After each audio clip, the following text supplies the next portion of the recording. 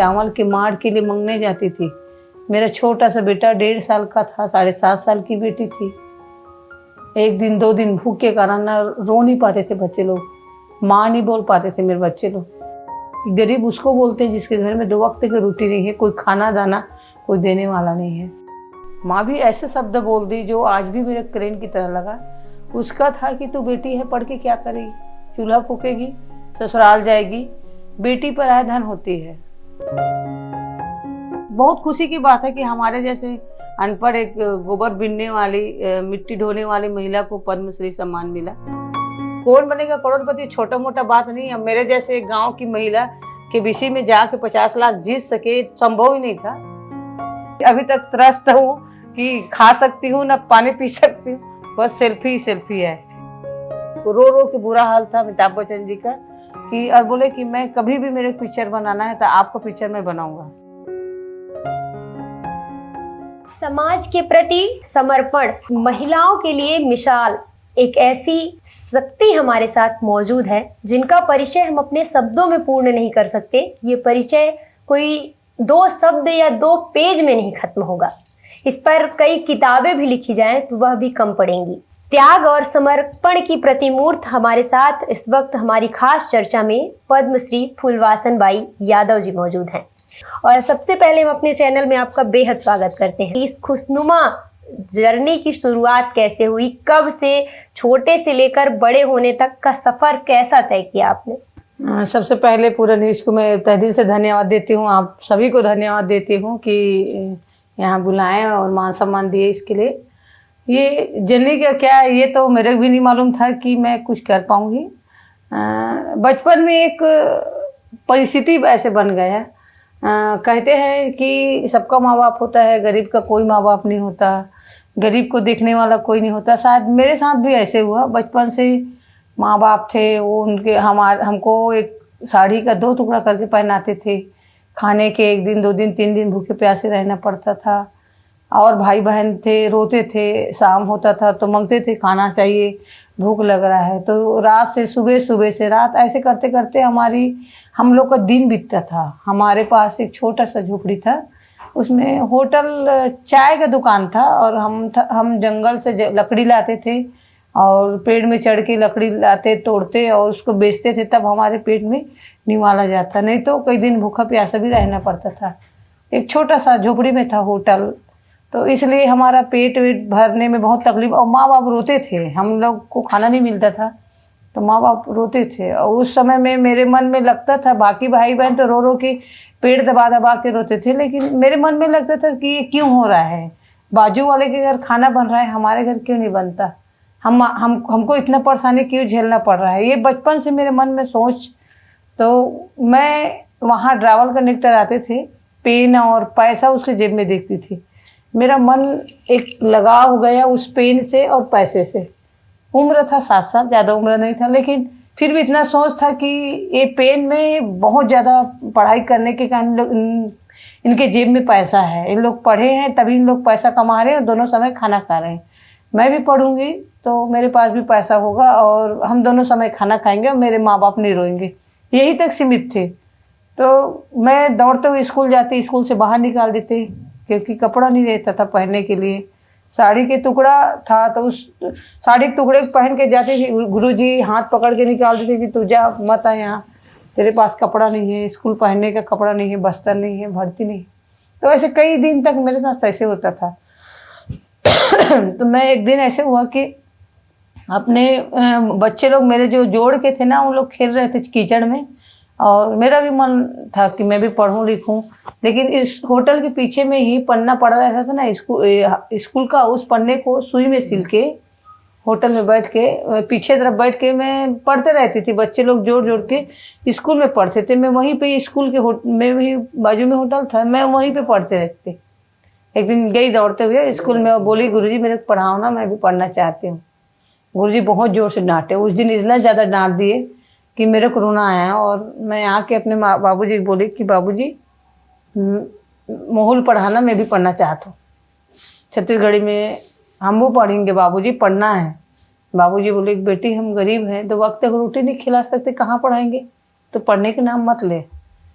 बाबूजी का जो शब्द सुनी ना, एक गरीब, शायद मेरे को उसी दिन था कि गरीब उसको बोलते हैं जिसके घर में 2 वक्त की रोटी नहीं है, कोई खाना दाना कोई देने वाला नहीं है। फिर मैं अपने माँ के पास गई, चूल्हा में बैठी थी मेरी माँ, उसको भी रोने लगी उसके पास, माँ मेरे को पढ़ना है पढ़ना है। माँ भी ऐसे शब्द बोल दी जो आज भी मेरे क्रेन की तरह लगा। उसका था कि तू बेटी है, पढ़ के क्या करेगी, चूल्हा फूकेगी, ससुराल जाएगी, बेटी पर आय धन होती है। ये इतना बात बोलने के बाद मेरे दिमाग में एकदम और क्रेन की तरह लगा कि बाबूजी बोलते हैं गरीब है और माँ बोलती है कि पढ़ के क्या करेगी, बेटी है, गाय बकरी चराएगी, बेटी पर आय धन है। तो मैं ऐसे काम करूंगी जिससे मैं अपने माँ बाप को भी खुश रखूंगी और 2 वक्त की रोटी खिलाऊंगी। ये 7 साल की उम्र का था, लेकिन ड्राइवर कंडक्टर लोग मेरे को 5वीं कक्षा पढ़ाए और 2 रुपये 2-3 रुपये ऐसे मिलाए और कोशिश किए थे पढ़ाने का, लेकिन पढ़ तो नहीं पाई। शादी हो गया 10 साल में, 10 साल में शादी हुआ और 13 साल के बीच में मेरे को ससुराल भेज दिए। और उस ससुराल में मैं एक मेरी माँ एक पुराना साड़ी को ऐसी लपेट के भेज दी मेरे को। ना पैसा था, ना कुछ नहीं था, ना पैर में चप्पल नहीं था। मेरा पति पढ़ा लिखा नहीं है, गाय बकरी चराते थे, दूसरे यहाँ का मजदूरी काम करते थे, तो ना उनका भी घर नहीं था, बर्तन नहीं था, खाने के 2 वक्त रोटी नहीं था। मैं वो 13 साल में गई तो देखी वहाँ की स्थिति, मैं उसके साथ में मैं अपना समय निकाली हूँ। 20 साल बीत गए मेरे को अपने पति के साथ गाय बकरी चराते चराते। उस 20 साल में जिंदगी देखी हूँ ना, आज भी मैं उस चीज़ को नहीं भूल सकती। बाल में लट बंधाया रहता था, खाने का दाना नहीं, एक बूंद दाना नहीं रहता था। चावल के माड़ के लिए मांगने जाती थी। मेरा छोटा सा बेटा 1.5 साल का था, 7.5 साल की बेटी थी। 1 दिन 2 दिन भूख के कारण ना रो नहीं पाते थे बच्चे लोग, माँ नहीं बोल पाते थे मेरे बच्चे लोग। दौड़ के आती थी, गाय बकरी चरा के आती थी ना, तो बिल्कुल मैं शाम के बच्चे लोग को और एक मिट्टी का कटोरा लेके पूरा गली में घूमती थी, चावल के माड़ के लिए मांगती थी। तो वहाँ से निकलता था कि जैसे वहाँ आने जैसे देखते ना दरवाज़ा बंद कर देते थे। वहाँ कोई महिला पुरुष नहीं थे, महिला ही थी जो दरवाज़ा बंद कर देते थे। खाना तो बहुत दूर के बाद, देखना पसंद नहीं करते जिसके घर में 2 वक्त की रोटी नहीं है। एक माँ है, माँ के ऊपर क्या बीता होगा। मैं वो माँ हूँ जो अपने बच्चों को कई हड्डी के टूटन दर्द सह के जन्म दी हूँ। दुनिया में देखी हूँ, तड़पते हुए देखी हूँ। मेरे जैसे कई गरीब माँ बाप हैं, उन लोग भी ऐसे गुजरते होंगे। तो मैं ये स्थिति को देखी ना, तो जैसे गाय बकरी चरा के आई और बच्चों को लेके गली में घूमती, बोलते देखो हमारे गांव कुत्ती आ गई है, भिखारी आ गई है। गाली देते थे, इतना गाली देते थे। एक दिन मन में लगा कि मैं आत्महत्या करूंगी और बच्चों को ट्रेन के सामने फेंकूंगी, क्योंकि ये दुनिया हंसने वाले हैं, कुछ देने वाला नहीं है।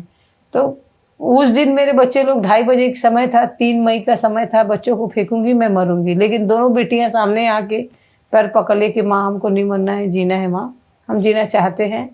और उस दिन से फिर मेरे मन में बेटी बेटा से ज़्यादा दिमाग में है कि दुनिया में मेरे जैसे कई गरीब कई बच्चे हैं जिन लोग रोड में भीख मांग रहे हैं। मेरे जैसे आज मैं मर रही हूँ, आत्महत्या कर रही हूँ, ऐसे पूरे दुनिया में गरीब लोग मरते जाएंगे, आत्महत्या करेंगे। उससे से जीना है तो समाज के लिए और मरना है तो समाज के लिए। तो 2 मुट्ठी चावल 2 रुपये पैसे से इसको शुरू की। आज 14,000 महिला स्व सहायता समूह हैं, 2 लाख महिलाएं सदस्य हैं और 40 करोड़ बचत राशि है। जब ये डगर शुरू हुआ तो उस दौरान सबसे ज़्यादा आपने महिलाओं को लेकर ही काम किया, तो समाज कैसा आपका साथ देता था? साथ तो कोई नहीं दिया, यहाँ तक कि पति भी साथ नहीं दिया। कभी जिंदगी में कुछ करना है ना तो संघर्ष करना पड़ता है, तभी मंजिल मिलता है। कोई भी इंसान को बोलोगे कि आपका मदद के, कोई नहीं करता। सही रहेगा सब मदद करेंगे, लेकिन जब आपके ऊपर विपत्ति आएगा ना तो कोई साथ नहीं देगा। मेरा पति भी साथ नहीं दिए, पति भी मारपीट करने लगे, घर से बाहर निकाल दिए, गांव वाले भी पानी नहीं भरने देते थे, दुकान में सामान नहीं, यहाँ तक कि कोई बात नहीं करते थे। उस बीच में हम लोग गांव में स्वच्छता को लेके, शिक्षा, स्वास्थ्य, स्वच्छता, रोजगार, नशा मुक्ति के लिए हम लोग 11 महिलाएं शुरू किए काम को लगातार। 2000 पानी नहीं आता था बोर में, तो उस बोर में हम लोग सोख्ता गड्ढा बना बना के पानी लाए। बाल भोज शुरू किए, एक चावल के माचिस के तीली से चावल इकट्ठा करके ना खीर पूड़ी बना के कुपोषण को दूर करने के लिए रक्तदान किए, महिलाएं ही महिलाएं। तो धीरे धीरे गांव वालों को लगा कि अरे महिलाएं अच्छा कर रही, तो देखने के लिए तैयार नहीं, सब गाली देते थे कि बहू बेटी है, घर से कहाँ बाहर जा रही है, ये पुरुष का काम है, महिला क्यों कर रही है। तो बहुत दिक्कत हुआ, साथ नहीं मिला। वो तो लगभग 2-3 साल लगातार ऐसे 11 महिलाएं रोते थे, चिल्लाते थे, हंसते, 11 महिला, बाकी किसी का सपोर्ट नहीं मिलता था। जब आप ये ठानी कि हमको ये काम करना चाहिए, उस दौरान आपके साथ कौन था? कभी आपके अंदर ये आया जब 11 महिलाओं के साथ आपने काम शुरू किया, तो कभी ऐसा लगा मन में कि मैं अकेली हूँ, अब मैं छोड़ दूंगी, इससे पीछे हट जाऊंगी? बहुत ज़्यादा, बहुत आया, क्योंकि महिलाएं जब आगे आती है ना तो सबका व्यवधान आता है, घर से, परिवार से, समाज से, सभी लोग काटते हैं। लेकिन मान लो हम बाकी महिलाएं जैसे टूटेंगे तो फिर आज 8 लाख महिलाएं कहाँ जुड़ती है। आज छत्तीसगढ़ में 8 लाख महिलाएं हैं, 95 करोड़ बचत राशि है। किसी न किसी को त्याग करना पड़ेगा। जैसे महात्मा गांधी जी हैं, उनको जेल काटना पड़ा, बहुत हमारे देश के लिए क्या किए, किसी को बलिदान देना पड़ा। शायद मेरा भी वैसी था कि मर जाऊं, कर जाऊं, कुछ भी हो जाऊं, लेकिन मेरे को ये करना है। मैं जिद में बैठ गई। जिंदगी में जिद्दी बनना चाहिए, एक लक्ष्य लेके चलना चाहिए। कौन क्या बोल रहा है, कौन क्या कर रहा है, किसको क्या फायदा मिलेगा, छोड़िए। आपका मेन उद्देश्य यही रहना चाहिए कि हमारा जो लक्ष्य है उसको हमको पूरा करना है। पति भी बहुत मारपीट करते थे कि नहीं, मेरे को नहीं करना है, मत करो, घर मत जाओ। मैं बोलती आज अज्ञानता है, लेकिन एक ना एक दिन मेरा पति का भी आँख खुला। आ जाती हूँ तो चाय काफ़ी बना के देते हैं, घर संभालते हैं, 8 दिन 10 दिन रहते हैं। कभी खाना बनाना होता है तो खाना भी बनाते हैं। कौन बनेगा करोड़पति में आपका जाना हुआ, कैसे आमंत्रण आया उसका? मैं तो, मेरे को पता नहीं था कि कौन बनेगा करोड़पति। केबीसी कर्मवीर में हुआ था, शायद वहीं से फ़ोन आया। हमारा तो फ़ोन नीचे गिर गया था कि कौन बनेगा करोड़पति। छोटा मोटा बात नहीं। अब मेरे जैसे गांव की महिला केबीसी में जाके 50 लाख जीत सके, संभव ही नहीं था। लेकिन एक मेहनत कर्म के कारण बुलाए थे। और सदी के महानायक अमिताभ बच्चन का एक बहुत बड़ा हमारे रोल मॉडल है, बहुत बड़े सम्मानित हैं। और मैं पहले उनको, मैं इतना नहीं सोची थी कि इतना अच्छे इंसान, सज्जन इंसान हैं वो। तो मेरे बोले कि आप भाई, मेरे भाई बोलो, मेरे को सरवर मत बोलो। और बोले कि मैं पहला ऐसे एपिसोड है जो आपके कारण में मैं 10, 15, 20 बार रोका हूँ एपिसोड को। रो रो के बुरा हाल था अमिताभ बच्चन जी का कि, और बोले कि मैं कभी भी मेरे पिक्चर बनाना है तो आपका पिक्चर मैं बनाऊंगा। ये अमिताभ बच्चन बोले कि एक जैसे बड़े बड़े ऑफिस में, बड़े बड़े कंपनी में बीओ सीओ रहते हैं, आप तो पढ़े लिखे नहीं हो फुलबासन जी, फिर भी आप इतने बड़े बीओ सीओ का काम कैसे कर लेते हो। तो मैं बोली, एक कुत्ता को पत्थर उठा के मारोगे ना तो कुत्ता डर के भागता है, अकेला है। एक बिल्ली को मारोगे तो बिल्ली भी डर के भागेगी, क्योंकि वो अकेली है। लेकिन मधुमक्खी के छाता में आप मारोगे तो मधुमक्खी भागे नहीं, सामने वाले सर पूरा मुंह सुझा देगी। जिंदगी में संगठन है, उसी पावर से हम ये काम कर लेते हैं। ये मेरा जवाब था। और वो बहुत ज़्यादा प्रसिद्धि मिला, पूरे भारत नहीं पूरे विश्व में प्रसिद्धि मिला। और उससे मैं अभी तक त्रस्त हूँ कि खा सकती हूँ ना पानी पी सकती हूँ, बस सेल्फी सेल्फी है। जो ये मिला आपको अवार्ड, पद्मश्री, नारी शक्ति सम्मान छत्तीसगढ़ सरकार ने दिया, वो कैसा उस वक्त का अनुभव? नहीं, मेरा तो अनुभव बिल्कुल ये नहीं, क्योंकि सम्मान लेना बहुत बड़ी बात है, सम्मान को निभाना उससे बहुत बड़ी बात है। मैं 8 दिन तक सोई नहीं हूँ, क्योंकि इसको कैसे आगे बढ़ाऊंगी। और ये सम्मान हमारी 2 लाख महिलाओं का सम्मान है, मेरा बिल्कुल नहीं है। और हम 2 लाख महिलाएं एक मिल के काम कर रहे हैं, और कई उससे और बहुत सारा सम्मान मिल चुका है हम लोग को। ऐसा कोई साल नहीं होगा जिसमें नेशनल अवार्ड नहीं मिल रहा है। बहुत खुशी की बात है कि हमारे जैसे अनपढ़, एक गोबर बीनने वाली, मिट्टी ढोने वाली महिला को पद्मश्री सम्मान मिला। ये सम्मान मिला उस वक्त, इसका नाम जब आया होगा कि आपको पद्मश्री दिया जा रहा, 2012 में मिला, तो कैसे, किसने संदेश दिया? नहीं, वहाँ से राष्ट्रपति भवन से आया था कि पद्मश्री सम्मान आपको मिला है, बधाई करके। हम आंध्रा में ट्रेनिंग ले रहे थे, पूरे महिलाएं गए थे, लगभग 20, 25, 30 महिलाएं गए थे। हमको विश्वास ही नहीं हो रहा था। वो जिस दिन टीवी में दिखाए ना तब समझ में आया। बोल तो रहे थे लेकिन ऐसे विश्वास कैसे कर ले। इतना बड़ा सम्मान है जो भारत का सर्वश्रेष्ठ चौथा से पुरस्कार होता है, वो हमको मिल जाए, ये तो कभी ये नहीं सोचे थे। ये सब किया तब कभी मन में नहीं आया कि मुझे आगे पढ़ना चाहिए और ज़्यादा, क्योंकि कभी होता होगा एक वक्त में कि पढ़ने के यहाँ पे पढ़ाई की कमी हो रही है, कभी ऐसा महसूस हुआ? नहीं, होता बहुत बार होता है। लेकिन मैं ना, मेरे से ज़्यादा ना आने वाला जो पीढ़ी है आप लोग जैसे, उसको पढ़ाना चाहती हूँ। उसका इच्छा रहता है कि मैं विदेश में पढ़ूँ। बहुत सारे बच्चे को पढ़ा रही हूँ मैं, 2004 से पढ़ा रही हूँ। कि मैं नहीं पढ़ी तो नहीं पढ़ी हूँ, लेकिन आने वाले मेरे भविष्य को पढ़ाऊँगी कोई भी बच्चा हो जिसके पास उनको लगता है कि नहीं पढ़ना है तो मेरे पास आते हैं, उनको पढ़ाती हूँ। 12वीं कॉलेज BA फाइनल जितना भी जहाँ भी पढ़ना चाहे। मैं अभी IIT IIT में भी बोर्ड ऑफ डायरेक्टर के रूप में हूँ। अभी ट्रेनिंग भी दे रही हूँ। आज के बच्चे लोग पढ़ते हैं नौकरी के लिए। में? हाँ। और अभी मैं 16 लाख महिलाओं को ट्रेनिंग दे रही हूँ। अभी 1000 मास्टर ट्रेनर्स महिलाएं बनी हैं। जहाँ बच्चे लोग पढ़ते थे वहाँ आज महिलाएं ट्रेनिंग ले के पूरे मार्केटिंग साक्षरता का ट्रेनिंग ले रहे हैं। एक दिन पूरे रोजगार से जुड़ेंगी पूरे हमारे छत्तीसगढ़। और मैं छत्तीसगढ़ को नहीं, पूरे भारत को मैं जोड़ने के लिए तैयार हूँ और तत्पर हूँ कि आर्थिक मजबूत करना है तो आप पढ़ाई को एक पढ़ के गढ़ना सीखो। 2008 में 4 में मिनी माता पुरस्कार मिला। सबसे पहले पुरस्कार 1 लाख मिला था मेरे को। हमारे छत्तीसगढ़ का राज्य का सबसे बड़ा पुरस्कार, पहले पुरस्कार है मेरे को मिला था। मेरा मन ना घर में नहीं ले गई उस पैसे को। उस पैसे से जो बच्चे हैं उनको पढ़ाना।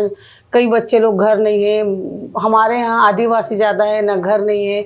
यहाँ तक कि 8-9 साल की लड़की, उनके शरीर में ढंग से कपड़ा नहीं है। तो ऐसी लड़कियों को वहाँ तक हॉस्टल तक ला के पढ़ाना लिखाना, ये जवाबदारी पहले 2004 में ले ली। तो जब से लेके लगातार कई बच्चे आते हैं, उनको जो मेरे जितना बनता है उनको पढ़ाती हूँ।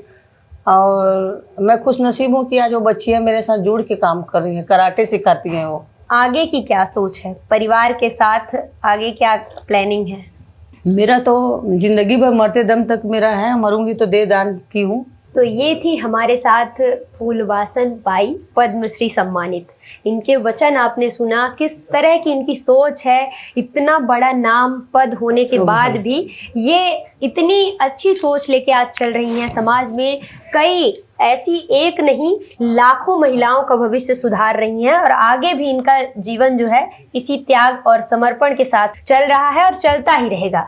ऐसी तमाम शख्सियतों के साथ जुड़ने के लिए बने रहिएगा विंद फर्स्ट के साथ। बहुत बहुत धन्यवाद। धन्यवाद।